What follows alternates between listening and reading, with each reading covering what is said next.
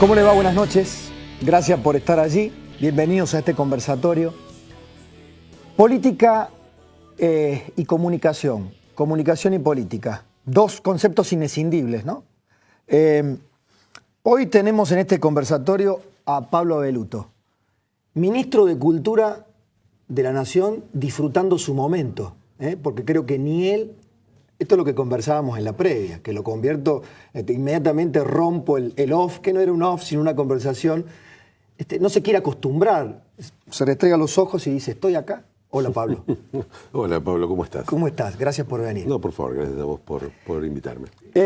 La conversación que planteamos hoy tiene mucho que ver con los dilemas y los temas que han estado flotando en estas últimas horas. ¿El gobierno comunica bien? ¿Tiene alguna falla de comunicación? ¿Llega a todos los sectores, a su propio electorado y a otros? No es solo la impaciencia de los periodistas, es también un debate interno. ¿Estamos siendo impacientes con Cambiemos? ¿El problema es de comunicación o de formulación del proyecto político? Quédese allí, participe, en el Twitter lo podrá hacer seguramente y empezamos esta charla con Pablo. ¿A vos qué te parece? A mí que me parece, mira, a mí me parece que la primera pregunta que te formulabas y que me parece muy interesante acerca de la relación entre comunicación y política, o entre gobierno y comunicación es, ¿estamos gobernando bien o estamos gobernando mal? Porque la pregunta sobre si estamos comunicando bien o estamos comunicando mal es vicaria de algún modo, es heredera de si estamos gobernando bien o estamos gobernando mal. Porque si estamos gobernando mal, así estemos comunicando bien, no hay caso. No hay gobierno malo que sea bueno comunicando bien. Y perdón. Y lo contrario, lo contrario que algunos pueden pensar, están gobernando bien, pero están comunicando mal. En realidad... Perdóname, Pablo, te pregunto. ¿Y el kirchnerismo no lograba vistos los resultados finales en los últimos años, no era un gobierno que estaba gobernando mal, pero triunfaba en cierta comunicación? El kirchnerismo hablaba y hablaba y hablaba y hablaba y hablaba. Ajá. Y creía que gobernar era hablar, creía que gobernar era comunicar. Y Mauricio Macri cree, tal vez por su formación como ingeniero, que gobernar es resolver problemas. Y este gobierno, que integro, desde que arrancó, está resolviendo problemas. Cepo, retenciones, subsidios, tarifas, atraso tarifario, holdouts. Y podemos seguir un rato largo hablando de una concepción acerca de gobernar como resolución de problemas. Alguien puede estar de acuerdo con si esas son las mejores soluciones a esos problemas, pero lo que está claro es que frente a cada situación, el gobierno piensa, es casi una metodología, yo lo vivo en las reuniones de gabinete, se piensa cómo desarmamos el problema, cómo desarmás un motor, separas las piezas y volvés a poner ese motor en funcionamiento sin la falla que tenía antes. Eso es, desde mi punto de vista, gobernar bien, sobre todo pensando en quienes están más desguarnecidos, quienes quedan más a la intemperie. Vos lo sabés bien porque has escrito sobre eso, que la Argentina ha sido en las últimas décadas una fábrica de pobreza, una fábrica constante, permanente, de gente en situación de pobreza. Y uno de los objetivos que se puso este gobierno, ambicioso, como todos los objetivos que se ponen los gobiernos, es pobreza cero. Entonces, mientras vamos resolviendo cada uno de los problemas, no perdemos la vista del problema de fondo. Porque el problema al final, y ahí voy al proyecto político. ¿Cuál es el proyecto político que Cambiemos? Terminar con la pobreza y unir a los argentinos. Unir a los argentinos para terminar con la pobreza. Ambos son proyectos ambiciosos. Sí, claro. Y no alcanza con Cambiemos, porque no es unir a los argentinos en torno a Cambiemos. Te podría decir que terminar con la pobreza casi suena a esa utopía necesaria que te permite en el mientras tanto caminar, ¿no? Porque terminar con la pobreza... Porque unos tipos como yo y como tantos otros se suman a un proyecto político sabiendo que tienen más para perder que para ganar. Porque tenés un elemento utópico. Sí. tenés un componente que te dice, bueno, en esta vuelta de la vida, de la historia de los argentinos, en esta etapa generacional, en este siglo, Cambiemos, el PRO, la gente que está en torno a Cambiemos, es del siglo XXI. Uno de los cortes, otro corte posible para pensar el proyecto político, es siglo XXI, siglo XX. Cuando el otro día la gente que sigue a la expresidenta se juntó frente a los tribunales y se movilizó, y no importa si fueron 5.000 o 50.000, no interesa eso, siguió pensando que el modo en el cual se construye la política en la Argentina es micros, personas, y entonces si vos juntaste 30.000, muchos pensaron, quienes piensan la política en términos del siglo XX, aún en nuestro propio espacio, y dicen, entonces hagamos nosotros una manifestación con 50.000. Ahí está, ahí párate. Cuando yo he escuchado, y hasta lo hemos formulado también, y uno se nutre del resto de la producción de los medios, esta cuestión de discutir si el gobierno está comunicando bien o mal en el Club Político Argentino, me divierten. Ambos somos socios. Somos socios. Ah, bien, del mismo club. Bueno, lees jamás los mails. Seríamos socios de un club que no estuviera nosotros Exactamente. entre sus miembros. Exactamente, bueno, no lo sabía. Bueno. Es más, no conozco a todos los socios, así que... pero me gusta mucho el intercambio de los mails, porque se discute sobre eso. Entonces, una vuelta de tuerca sobre la discusión es si parte de esa necesidad de hablar sobre el proyecto político de Cambiemos o las fallas en comunicación no deviene de una especie de abstinencia de relato. Como que nos gobernaron durante 12 años con la imposición de un relato. El relato implotó, implosionó y nos quedamos sin él. Me da la sensación que por reflejo el sistema de medios de comunicación, los periodistas, la prensa publicada, nosotros, estamos a veces como abstinentes de un relato que reemplace lo que ya no está. Entonces, que reemplace proporcionalmente. Entonces le pedimos a Macri, a Cambiemos, oigan, miren, acá había una presencia importante y ya no está. Ustedes, si no tienen esa presencia, ¿están gobernando? Pero imagínate una escena, casi te podría decir, cerrar los ojos y pensé, o que nuestros televidentes cierren los ojos y piensen a Mauricio Macri hablando en cadena nacional 3 veces por semana. Imaginen anuncios de Cambiemos con inauguraciones inexistentes durante las transmisiones de fútbol.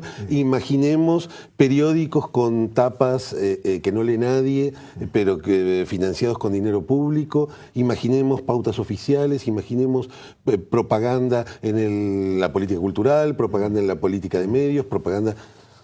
No, a eso le dijo basta más de la mitad. Ahora, puede ser que nos hayamos convencido, que algunos se hayan convencido que gobernar era comunicar, como algunos se convencieron. A ver, si un chico tiene 25 años, vivió los últimos 12 bajo un signo político en el poder, no sabe lo que es una transición de un signo político a otro. No lo vivió. No lo vivió. Nosotros lo vimos hace un largo tiempo. Sí.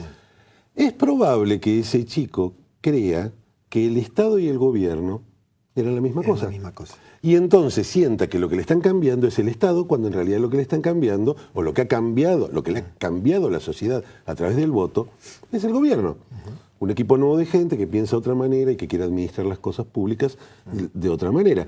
Entonces, desde la perspectiva de una parte de la sociedad que no vivió, una parte joven de la sociedad, que no vivió una transición política de un signo político a otro, puede estar muy angustiada y puede sentir que ¿dónde está aquello que yo conocí? No solo desde el kirchnerismo, no solo, sino también desde quienes de buena fe creían que gobernar era eso y que el Estado... Y no, eso era el Estado y no un gobierno, no una administración.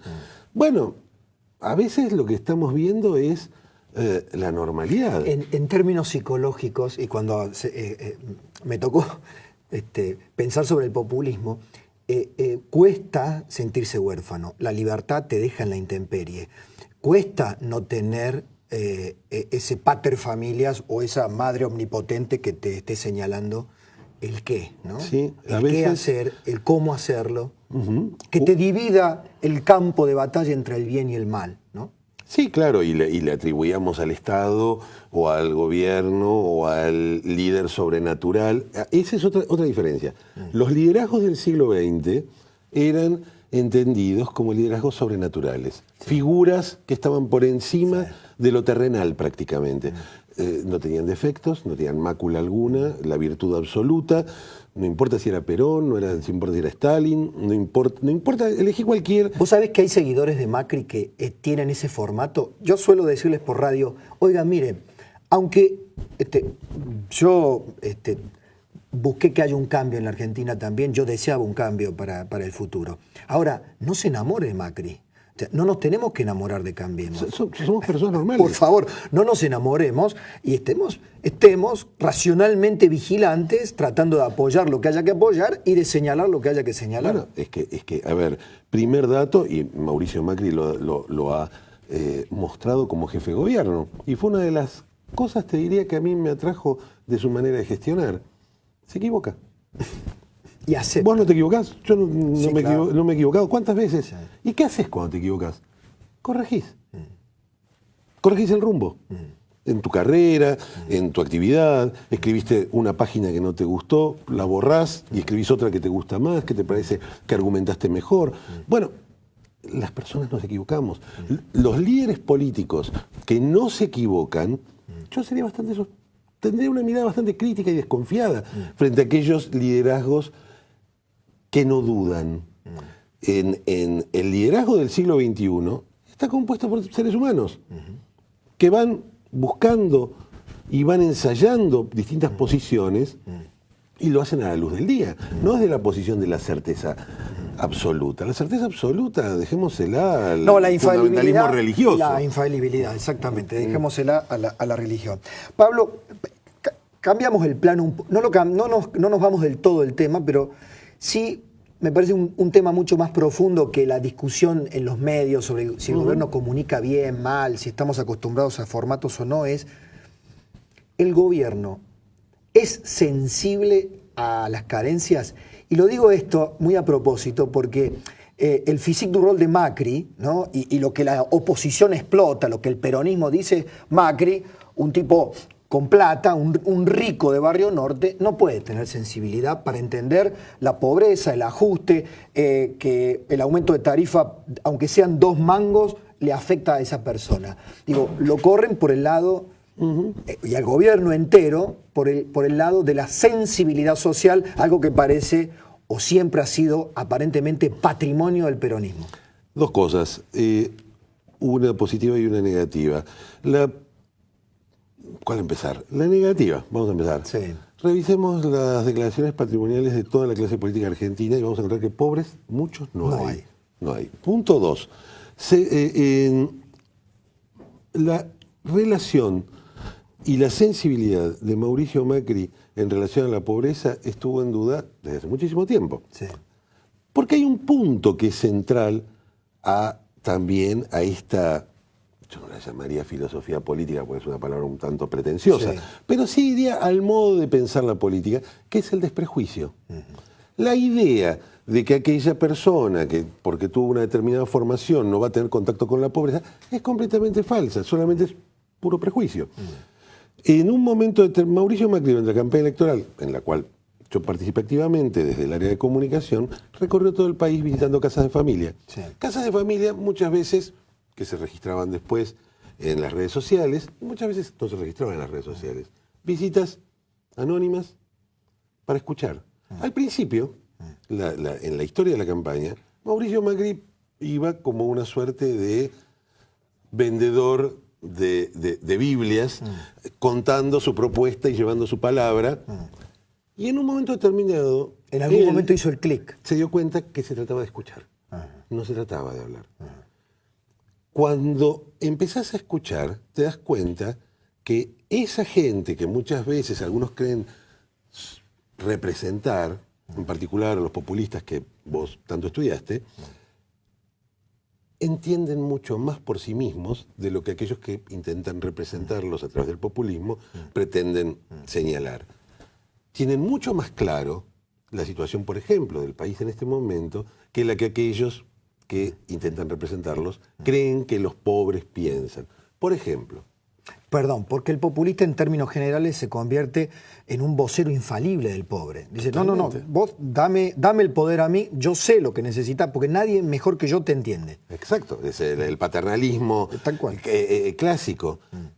Un señor recibe una cuenta de la luz y recibe una cuenta del teléfono celular. La cuenta de la luz es mucho más baja que la cuenta del teléfono celular. Algo está raro, algo no cierra. Alguien está pagando la diferencia entre... Porque los celulares y la luz, cuesta más conseguir la luz que pagar los celulares. Digo, algo es raro. La cuenta del gas es más barata que la del cable. Sí, algo es raro en este país. Bueno, has puesto un ejemplo, creo que en la médula, de la posibilidad de un cambio cultural. Quiero decirte a vos que estás del otro lado, que estamos hablando con el ministro de Cultura de la Nación. Y yo podría haber encabezado esta entrevista por qué va a hacer Abeluto con las instituciones de la cultura en la República Argentina. Lo vamos a tocar en unos minutitos más, pero la verdad que cultura y comunicación, estamos mucho más hablando de la comunicación. ¿Por qué, Pablo? ¿Por qué encaro por este lado? Porque creo que no sé si se han propuesto esto o está trazado de la forma en que me dijiste que entienden gobernar, ¿no? ¿Se sienten partícipes de un cambio cultural o, en todo caso, sienten el deber de, con el ejemplo, con la acción, promover ese cambio cultural? Porque de lo que estamos hablando, del tipo que recibe la boleta de la luz, la boleta del gas, y de pronto la boleta del teléfono y ve que algo no pasa, se acostumbra, dice, bueno, alguien me lo dio. Yo confío en la racionalidad de esa persona. Esas personas pobres de todas pobreza y subsidiados, muchos votaron por María Eugenia Vidal. Sí, claro. Ahora, de esa persona o del empresario que recibe el subsidio de algún lado, el populismo, el facilismo, se te ha metido en los poros, se nos ha metido a todos en los poros. ¿Cómo hacemos para cambiar esa matriz cultural? Aunque razonemos bien, pero nos acostumbramos mal. Hay dos cosas. Una es que el proceso de cambio empieza de abajo hacia arriba. Nosotros somos el resultado de una sociedad que empezó a cambiar antes, que se cansó del populismo antes. Eso es Obama. No soy yo, son bueno, ustedes. No soy yo, somos nosotros. Bueno, a ver, ¿cuánto tiempo más podía durar? ¿Cuánto tiempo más? Sí, ya sabíamos. O no estaba en el ambiente. Sí. Digo, ya sabíamos. Sí. Digo, sí. Décadas pasaron. Entonces, no todos lo sabían, pero muchos sabíamos. Sí. Digo, la percepción de que el cambio vino de abajo y que, en todo caso, la lucidez de un grupo político y de una alianza política fue interpretar un cambio que ya se había dado en la sociedad, fue importante. El talento fue interpretar algo que ya había pasado. Alfonsín, en 1983, interpretó algo que ya había ocurrido en la sociedad, que era el hartazgo. Fue el emergente. Fue el emergente. Los políticos no crean, sino que interpretan. No generan, sino que interpretan. Escuchan. Lo que decíamos. Los no populistas. Los no populistas. Los populistas tal vez también escuchan. Sí. Escuchan de otra manera, pero también escuchan. Escuchan, ganan y después hacen la suya. Después hacen con otra cabeza. Lo que quiero decir es, de un lado, ahora, lo que decís es cierto. Hay una matriz populista en nuestra historia, que está presente en nuestra cultura, que está presente en nuestras instituciones, que está presente en impregnado en nosotros. Impregnado sí, en nosotros. Por supuesto. En el empresario que entiende que prefiere protegerse del extranjero en lugar de salir a competir y a ganar nuevos mercados. Existe. En el que prefiere prohibir los despidos a generar nuevas fuentes de trabajo, sabiendo que eso puede impedirle generar nuevas fuentes de trabajo. Existe. En el sindicalista que pide una ley de doble indemnización y la llama antidespido, cuando muy probablemente sea antitrabajo. Entonces, frente a eso, ¿qué es lo que desde el Estado, o desde el gobierno, mejor dicho, se puede hacer? ¿Combatir esto con un contrarrelato? No, porque si no sería una guerra de relato contra relato. Me respondiste antes que te haga la pregunta si cambiemos era... Leo tus tweets. Sí, un error. No, bueno, pero me sirven. Aquí vamos. Si Cambiemos era solo una propuesta contracultural del kirchnerismo. No, te lo respondo, no. Es algo más que eso. es otra visión de la Argentina.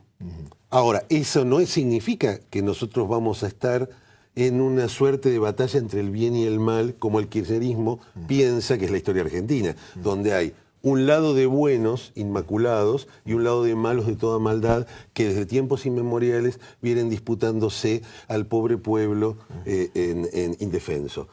Esa es una idea un poco ingenua de la vida y de la historia y del paso del tiempo y de la economía y de la sociedad y del futuro. Yo lo que pienso, y lo que pensamos muchos en este momento, muchos que están en Cambiemos y muchos que no están en Cambiemos, es que empieza un momento muy particular. Empieza el tercer siglo en el que vamos a vivir juntos. Somos un grupo de personas que empiezan a vivir juntos el tercer siglo. ¿Y qué pasa en ese tercer siglo? Que ese tercer siglo es responsabilidad de un grupo de personas que viven en el mismo momento, de nuestros contemporáneos, los que piensan como nosotros y los que no piensan como nosotros.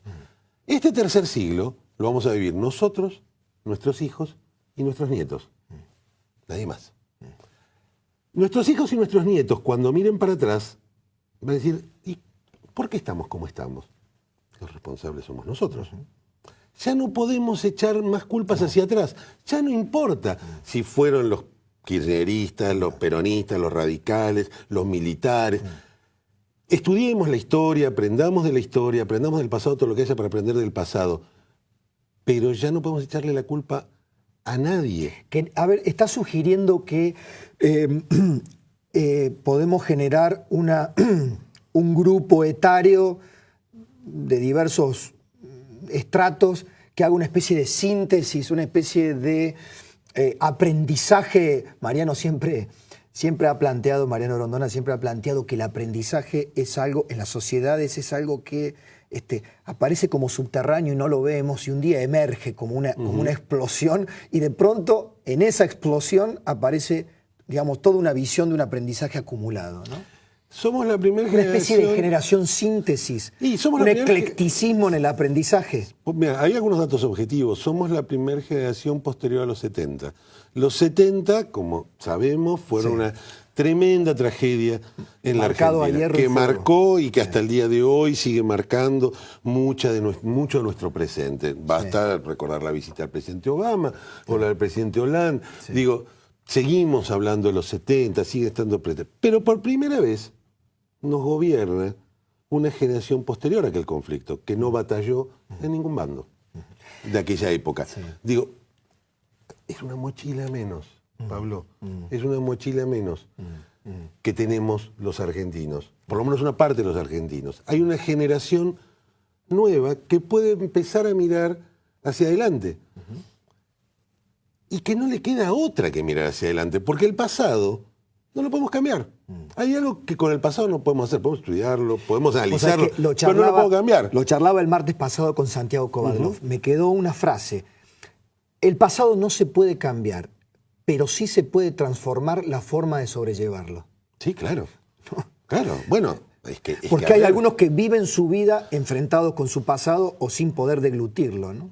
Procesarlo. En cualquier caso, el nuestro ha sido un pasado que no ha pasado. No. Es decir, vivimos... En un eterno pasado hecho presente. Se ha vuelto opresivo.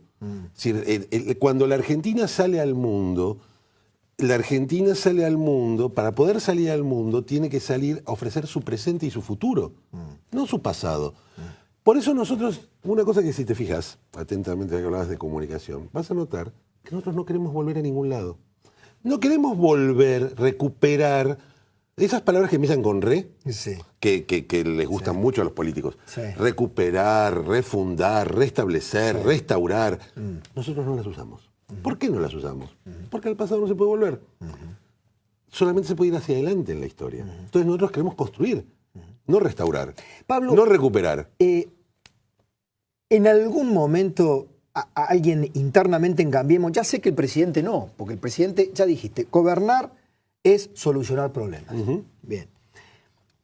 Tal vez las categorías desde esta filosofía o desde esta, desde esta decisión de la acción, no importen las ideologías, pero ¿hacia dónde aspira a llegar a ser definido Cambiemos? ¿Un neodesarrollismo? una evolución del capitalismo argentino? ¿Por dónde, si tomáramos en cuenta, porque las categorías las tenés que unir, digamos, no podemos renegar de las viejas categorías del pasado, podemos reformularlas, ¿no? Digamos, la conexión de Macri con algunas raíces del desarrollismo argentino, Frigerio mediante, Frondizi mediante, han sido como insinuadas, ¿no? La oposición o el peronismo, el peronismo no menemista dice, esto es una vuelta a los 90, el neoliberalismo. Bueno, primera cosa, ratifico lo que te decía antes, no hay vuelta a nada porque no se puede volver a nada. Ajá. La historia no vuelve. No volver a nada, pero no reformularse desde dónde. O tomar, porque raíces, de algún lado tenés que tomar alguna tradición. A ver, claramente. Porque si no estaría siendo una especie de invento. Claramente, la Argentina en la que soñamos, con la que soñamos, es una Argentina de trabajo, de producción industrial, de exportaciones, es abierta al mundo, es una Argentina que sale al mundo.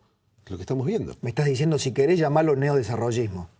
Llámalo como quieras. Es que, Pablo, sí. Si el nombre, ¿qué te determina? ¿Qué te determina? No, algunas categorías. Que el Estado participa mucho, que el Estado participa poco, que el capital... ¿Alguien está discutiendo hoy en el mundo eso? ¿Alguien está discutiendo en el mundo cuánto Estado? ¿Alguien está discutiendo? ¿Qué tengo que discutir yo? Que los chicos vayan a la escuela y que lo que aprendan en la escuela les sirva para trabajar. Como dijo Willy Brandt, todo el mercado que sea posible y todo el Estado que sea necesario. Pero, ¿cuál es el problema? ¿Cuál es el problema? ¿El problema es el nombre o el problema es lo que está no, la atrás del alquimia. nombre? El tema es la alquimia. Necesitamos que los chicos vayan a la escuela. Necesitamos que los chicos que vayan a la escuela, lo que aprendan sirva para los trabajos que van a tener en un futuro que no sabemos cuál va a ser dentro de 10, 20 años, cuando nuestros hijos terminen la escuela y en lo posible puedan hacer un colegio secundario que les sirva para conseguir buenos trabajos. Eso queremos. ¿Y eso cómo se llama? No lo sé.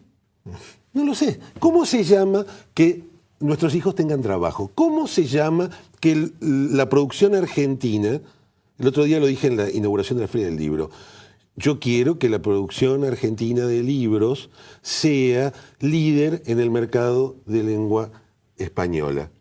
¿Cómo se llama? No lo sé. No tengo idea de cómo se llama. Yo quiero que nuestros jubilados vivan bien. ¿Cómo se llama? No importa cómo se llama. Lo que importa es que tengamos un sistema de servicios sociales o de seguridad social lo suficientemente justo para que nuestros jubilados vivan bien. Digo, lo que necesitamos es que tengamos un sistema de impuestos lo suficientemente justo para que el Estado pueda recaudar sin ahogar a los que producen. Y eso, de vuelta, ¿cómo se llama? No me importa cómo se llama. Te doy la mano en eso. Creo que en eso hay un punto en donde llego a un acuerdo en tu razonamiento. Pero te planteo otra cuestión. Para llegar a todos esos objetivos, que son absolutamente pragmáticos, loables y finalmente profundos, cambiemos, o el gobierno llega solo o tiene capacidad de convocar a los otros. Y aquí me parece que está también un meollo de la cuestión fundamental. Porque hasta ahora es cierto que están solucionando problemas y la emergencia lo puede todo. Pero para convocar a esos grandes objetivos, pobreza cero, una revolución educativa con Esteban Bullrich y su propuesta y su gente, hacen falta los otros. O en todo caso, si convocan a la mayor cantidad de gente que convoquen, va a ayudar a generar una masa crítica para que eso sea duradero. Es cierto. Se están durmiendo, digamos, se van a ejercitar, porque por el momento no veo que haya, muchos reclaman, el peronismo reclama un Consejo Económico y Social, una convocatoria más amplia, llamar al resto de los partidos políticos, en fin. Mira, yo creo que más allá del plano institucional, lo que sí creo, y sí te tomo como crítica o como señalamiento, sí, porque a veces pasa, y es una cosa que también el presidente siempre nos señala, y tiene que ver con lo primero que decías, el encierro del funcionario. El encierro del funcionario lo estoy viviendo. Digo, el otro día caminaba por la calle, caminé 4 cuadras solo. Sí. Hacía meses que no caminaba 4 cuadras solo.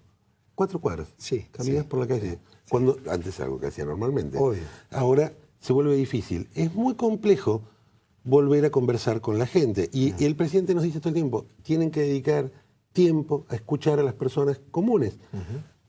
porque es lo mismo que te dice, pues lo que a él le cambió la cabeza. Sí, claro. Y dice, muchachos, ustedes también hagan esto. ¿Y por qué? Por lo que vos decís.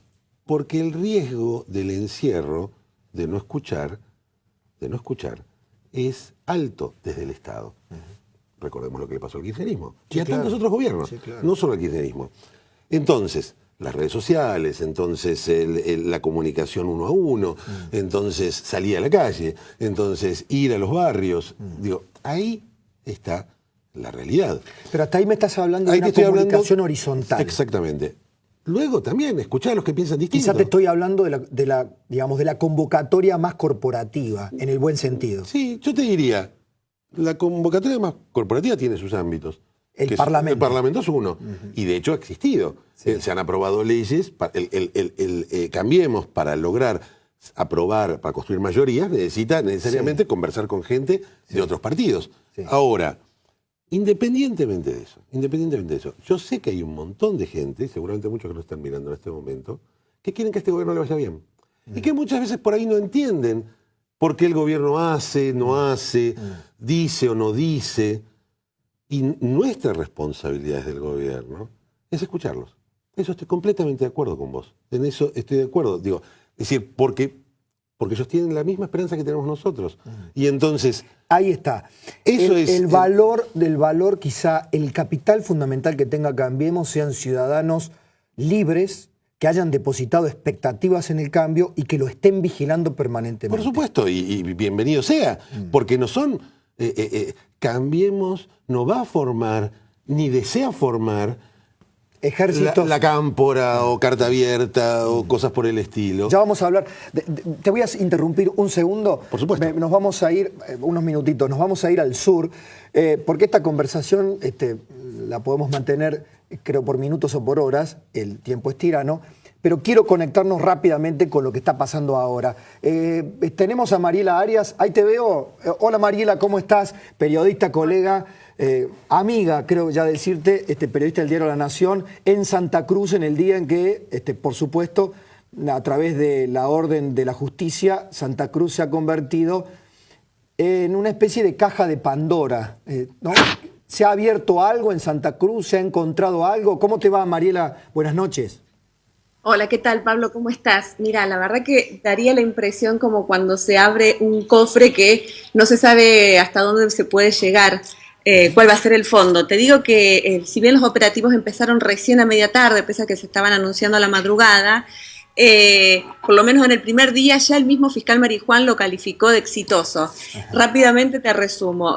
Ha habido entre 4 y 5 allanamientos, pero fueron en este primer día, cerca de las 8 de la noche. Uno de los allanamientos, me parece lo más relevante, es la clausura de Libertad 141, que es la sede de las empresas del Grupo Austral.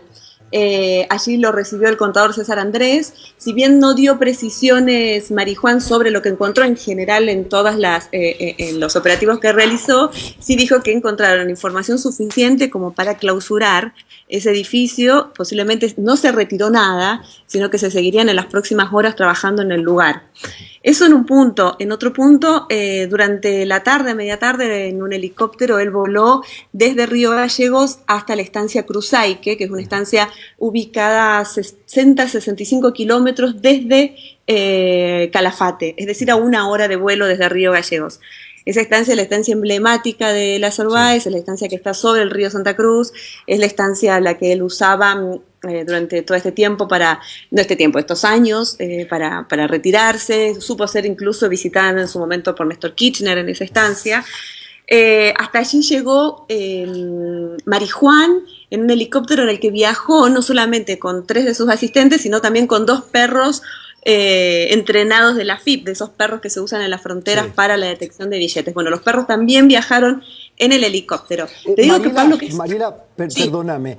El fiscal Marijuán, en declaraciones que hizo antes de viajar, ya se ha mostrado un poco escéptico en encontrar el líquido, digamos, el cash, ¿no? De lo que han podido corroborar en estas primeras actividades, ¿hay alguna expectativa que haya cambiado en los que están buscando en Santa Cruz? Mira, creo que él mantiene la impresión de sus declaraciones es que él mantiene esa misma expectativa, es decir, poca con respecto al cash, pero él aclara que también era importante que en este operativo lo que venir al lugar a relevar lo que hay. Por eso, por ejemplo, cuando se refirió a las 2 estancias que allanaron hoy, él decía, hicimos trabajo de fotografía, de medición, queríamos venir al lugar a ver de qué se trataba lo que estaban allanando. Insisto, no dio precisiones sobre lo que encontró, pero por ejemplo, Pablo, si bien creo que el cash, que es al que te referís sobre si se encontró o no, y no lo sabemos a ciencia cierta porque no hay demasiados detalles, sí él recordó que en este allanamiento estaban de algún modo autorizados para relevar o secuestrar todos aquellos que se consideraran artículos lujosos o suntuosos. Sí. Y eso ha ocurrido a las 21:30 del galpón de la calle Hueraique. Estaban sacando 15 autos lujosos. Estamos hablando de la flota de autos lujosos que se dio a conocer en el año 2013, cuando empezó todas estas investigaciones sobre el presunto lavado de dinero de Báez. Bueno, hoy se secuestraron, se pusieron en marcha los autos y se retiraron Audi, Porsche, Land Rover y otros, los autos lujosos. No eran todos, había más autos adentro, pero sí por lo menos fueron secuestrados y puestos bajo la custodia de la Policía Federal. Eso ocurrió cerca de las 21:30 horas. Entonces, y hay un dato más, que bueno, uno piensa que tienen que venir hasta Santa Cruz, a veces con leer los diarios ya les alcanzaría la información, porque él también dijo que tenían órdenes para 40 órdenes de allanamiento para realizar, pero que a partir de distintas medidas que tomaron esta mañana, como por ejemplo pedir un informe al registro de propiedad inmueble, se dieron con que había muchas más propiedades que allanar, vinculadas a Báez, sus empresas y sus grupos. Pablo, te digo solamente con estas cosas que a veces el periodismo va evidentemente adelante de la justicia muchas veces. Nosotros en el año 2013, a finales de diciembre del 2013, revelamos junto a Hugo Alconadamón que justamente a partir de un pedido de informe de dominios en el registro de la propiedad inmueble de Santa Cruz, que Báez, sus hijos y varias de sus empresas cuentan con 212 propiedades en Santa Cruz. 212 propiedades. Sí, te digo solo sobre lo que está a nombre de los informes que pedí y a nombre de titularidad de Lázaro Báez y su esposa, Austral Construcciones, Cani Costilla, Los Calci del Curto y 3 de los 4 hijos de Báez. Ahí están las estancias. Mariela, mira. Digo, esa información, Pablo, se conocía desde hace 3 años. Lo hemos hablado por radio, hace 3 años. Cuando sacaron esa información, claramente. Mariela, sé que estás trabajando y te agradezco enormemente porque estás trabajando para el Diario de la Nación y te has hecho estos minutitos. Ahora te pido tu impresión, ya no los datos duros, que mañana los leeremos, por supuesto, en el Diario de la Nación, sino tu impresión, ¿qué está pasando con los habitantes de Santa Cruz, con los habitantes de Río Gallegos, con todos, o buena parte de aquellos que ya nos lo avisaban en 2004, 2005, 2006, ya van a ver, ustedes no los conocen, acá sí los conocemos, digamos, cuando muchas veces habrán pensado que un Lázaro Báez era un intocable definitivo, ¿no? ¿Qué está pasando con la sociedad santacruceña? A ver, Pablo, hay una gran desazón, realmente, hay una gran desazón. Es muy distinto vivir esto desde otros lugares del país, incluso de Buenos Aires, que vivirlo aquí en Santa Cruz. ¿Por qué esta desazón? Porque no hay festejos en la calle, no hay festejos por estos allanamientos. ¿Por qué hay desazón? Primero porque la provincia está devastada, no solo por Lázaro Báez, sino por 24 años del gobierno kirchnerista, una provincia en la que hoy hay marchas, hay paro, que los chicos ya perdieron 20 días de clases. Entonces, de algún modo, el tema Báez atraviesa la historia de la provincia, pero no es la preocupación central. Eso por un lado. Y por otro, esta desazón, mi lectura de esa desazón, tiene que ver con que estamos hablando de uno de los grandes empleadores de Santa Cruz, como que fue Lázaro Báez y el Grupo Austral. Claro. Solo en la construcción llegó a tener 3.700 empleados. Entonces, imagínate que hay una gran cantidad de personas que dependen económicamente de todas las empresas y actividades económicas satélites del Grupo Baez, en los más diversos rubros que a vos se te puede ocurrir. Entonces, hay mucha gente que lo que está pensando es que justamente este gran temblor o terremoto que vive el emporio de empresas los afecta en forma directa porque no saben si van a seguir trabajando mañana o el mes que viene. La verdad que no, quizás mucha gente espera que esto acá se viva con festejos o con alegría, pero no, en realidad hay mucha preocupación porque la provincia en general está muy, muy mal, y con esto no estoy diciendo ninguna gran revelación, sino datos concretos de la falta de aumento, de los paros, de las marchas, de la enorme conflictividad social que hoy enfrenta el gobierno de Alicia Kirchner, de una provincia que el kirchnerismo, insisto en este punto, gobierna desde hace 24 años. Mariela, gracias nuevamente, un gracias muy grandote y con signos de admiración, no solo por estos minutos que nos has dispensado, sino por todo tu trabajo. Un beso. Gracias, Pablo. Como te digo siempre, la admiración es mutua. Un abrazo. Mariela Arias, periodista del diario La Nación. Pablo, pensaba esto último que ha dicho Mariela, habitantes de Santa Cruz que deben estar formulándose hasta dónde han vivido como un síndrome de Estocolmo, ¿no? Porque sabían quiénes eran sus empleadores y muchas veces tenían que aceptarlo porque eran quienes daban trabajo en Santa Cruz, ¿no? Claro, y yo no puedo dejar de pensar en tanto discurso reivindicativo, ¿no? Tanto discurso radicalizado, tanto discurso setentista, tanta indignación que se transmitía por cadena nacional durante tantos años, tantas veces, tanto tiempo. Y al final, los coches.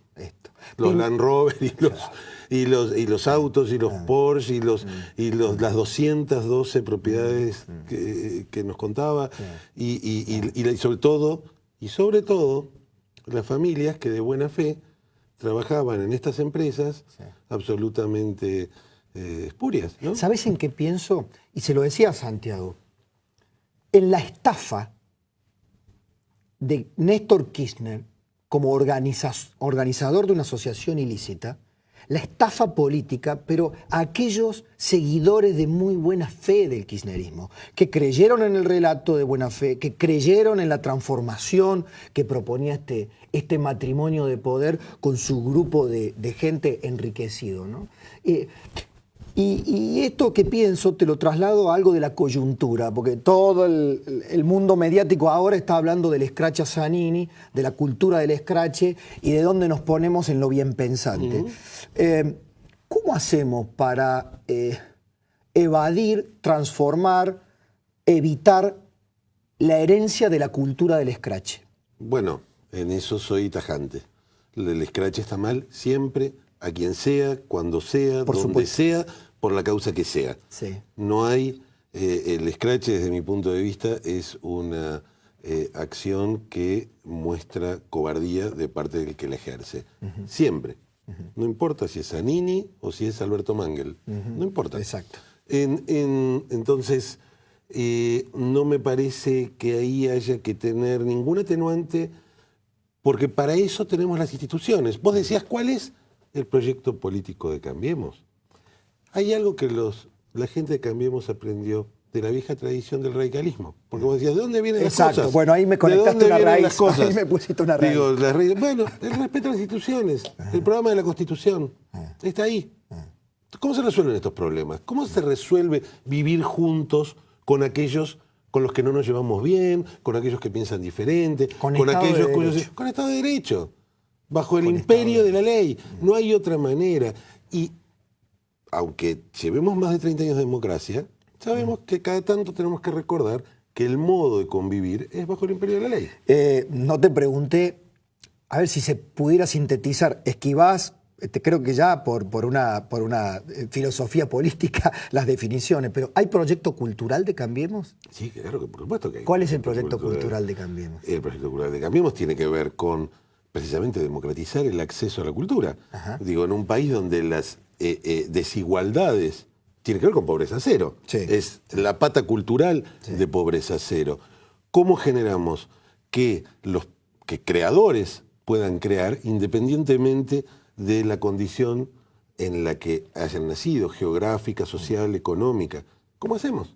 ¿Cómo hacemos para que alguien que quiere dedicarse a la música o al arte o cualquiera de las disciplinas artísticas pueda hacerlo desde el lugar en el que está, si no tiene posibilidades de estudiar, si no tiene posibilidades de acceder a un instrumento, posibilidades de acceder a una orquesta, a una formación? Ese es nuestro trabajo desde el Ministerio de Cultura. ¿Cómo hacemos para, en la era de la tecnología, que se pueda acceder a nuestro patrimonio cultural que está en los museos, en los subsuelos de los museos? Yo estoy descubriendo riquezas y tesoros en nuestras instituciones culturales, tanto humanas como materiales, que me desespero por tratar de encontrar los modos de llevarlas a través de Internet o a través físicamente. Estamos preparando muestras itinerantes que den vuelta por el país y siento que no llego. Voy a hacer una pausa en esta larga conversación, pero a la vuelta, ya en el final de nuestra charla, te quiero preguntar del periodismo militante, los artistas claramente identificados con el modelo. ¿Cómo cerrás lo que ahora todo el mundo, de lo que todo el mundo habla, la grieta? ¿Cómo contribuís como cicatrizante en la grieta desde la cultura? Pausa. Bueno, Pablo, ¿qué cicatrizante usamos para la grieta? El primero es el respeto entre nosotros. Vamos a vivir juntos. Vamos a vivir juntos aunque pensemos diferente. Y la responsabilidad de la construcción argentina es de todos. De los que piensan como nosotros, de los que no piensan como nosotros, de los que piensan más o menos como nosotros en algunas cosas y diferente en otras. Digo, lo peor que podríamos hacer es actuar en espejo. Y entonces generar, abroquelarnos todos de un lado en contra del otro. La grieta ha sido inútil, no produjo nada bueno, no produjo ningún resultado positivo y ningún mensaje pacificador. Y lo que nosotros tenemos que hacer es pacificar la Argentina, de manera tal que no es relevante en un artista a quién vota, en un escritor a quién vota, en un cineasta a quién vota.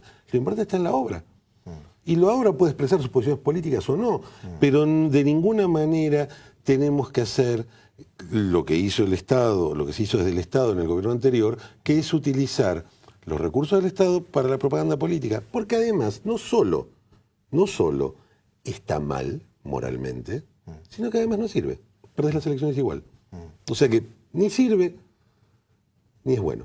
Por lo tanto, no querrán tener intelectuales que apoyen el modelo, ni artistas que no les da envidia eso, ni... Pero es que a ver, puede haber gente que esté de acuerdo, pero no es, la militancia intelectual es un oxímoron, va en contra de la actitud intelectual. Intelectuales críticos, periodista militante. Sí, no existe. Periodista militante, digo, es un señor, o sos un militante o sos un periodista.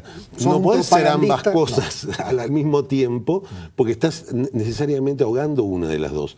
Podés ser periodista y tener tus propias ideas. Digo, vos lo sos y otros tendrán otras ideas y también trabajan como periodistas. Pero poner tu trabajo como periodista al servicio de una causa partidaria es dejar de trabajar de periodista. Es ser agente de prensa, vocero, otra cosa. Entonces, yo creo que tenemos una oportunidad de volver a hacer las cosas de la manera más normal y más tranquila y más la cual los periodistas trabajan de periodistas, los artistas trabajan de artistas, se manifiestan políticamente, pero no son puestos como ejemplo por sus posiciones políticas, sino son puestos como ejemplo en función de su trabajo artístico, que es lo que realmente importa a un artista. Último, en breve. Me decías al comienzo que todavía te preguntás a vos mismo, no querés acostumbrarte al cargo, ¿no? Y que te parece fantástico no acostumbrarte. ¿Qué querés dejar cuando te vayas?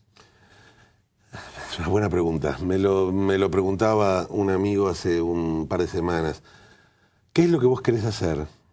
¿Querés llevarte bien con tus amigos? ¿Querés dejar grandes obras? Yo decía, ¿sabés qué es lo que quiero? Hacer bien mi laburo.